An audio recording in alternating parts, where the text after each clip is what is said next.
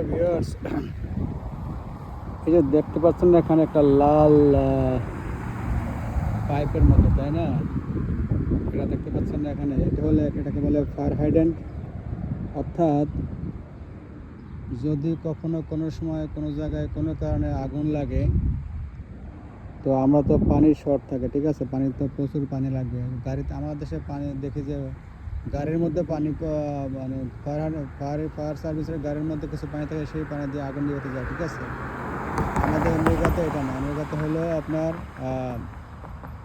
এই লাইন আছে, এখান থেকে একটা পাইপ লাগাইয়া ফায়ার সার্ভিসের গাড়ির মধ্যে একটা পাইপ লাগাইয়া এই পানি এখান থেকে নিয়ে যে কোনো বাড়িতে যে কোনো সময় আগুন নিবানোর তারা কাজ করে। এখানে এই এরকম ফায়ার হাইড্যান্ট প্রতিটা ব্লকে আছে। এই যে এখানে একটা আছে দেখেন, আবার ওই যে এখানে ওই পাশে একটা আছে, ওই পাশে একটা আছে, ঠিক আছে, ওই পাশে একটা আছে, ঠিক আছে।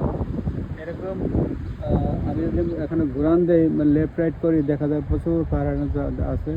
প্রতিটা ব্লকে এরকম ফায়ার হাইড্যান্ট থাকে। এই ফায়ার হাইড্যান্টের কাজ হলো আপনার পানি সরবরাহ করার জন্য, দ্রুত পানি সরবরাহ করার জন্য, পানির যেন কোনো জায়গায় শর্ট না হয়, যে কোনো সময় যে কোনো জায়গায় যেন আগুন লাগলে পানির কোনো প্রবলেম না হয়, এই জন্য প্রত্যেকটা ব্লকে আন্ডারগ্রাউন্ড এরভাবে ফায়ার হাইড্যান্ট বানিয়ে রাখছে, ঠিক আছে। সো এই ফায়ার হাইড্যান্টের মাধ্যমে এখানে আগুন নেভানো হয়, পানির কোনো সরবরাহ করতে হয় না। তো আমাদের দেশে এরকম করতে পারে সরকার, যদি চায়, যদি দেশটা উন্নত করতে হলে আমাদের সরকার এভাবে করতে পারে।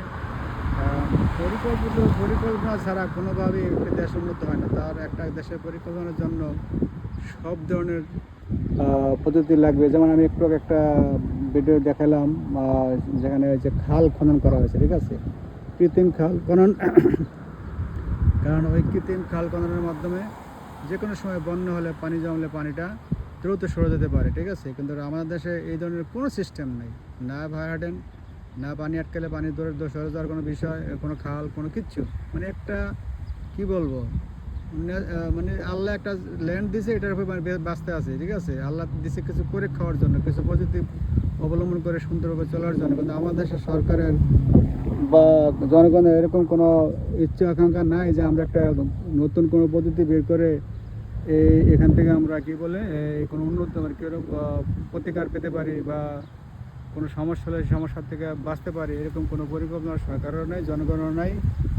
অর্থাৎ আল্লাহ একটা জমি দিয়েছে, ল্যান্ড, জায়গা দিয়েছে, আমরা এখানে জন্মগ্রহণ করছি, এখানে থাকবো, খাবো, বাঁচবো, যত যতক্ষণে যা কিছু এর মধ্যে বাঁচবো, না মরলে মরে যাবো, কোনো চিন্তা ভাবনা কিছুই নেই, ঠিক আছে। বিষয়টা এরকম আর কি, ঠিক আছে। এটা ঠিক না। আমাদেরকে সুন্দর করে বাঁচতে হলে কিছু পরিকল্পনা গ্রহণ করতে হবে। পরিকল্পনা গ্রহণ করলেই একটা দেশ উন্নত হবে, একটা শহর উন্নত হবে।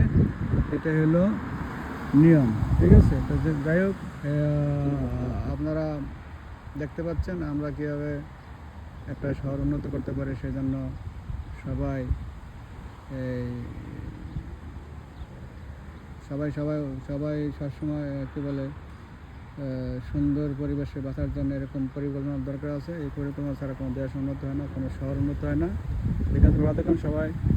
আবার কথা হবে কোনো নতুন ভিডিও নিয়ে।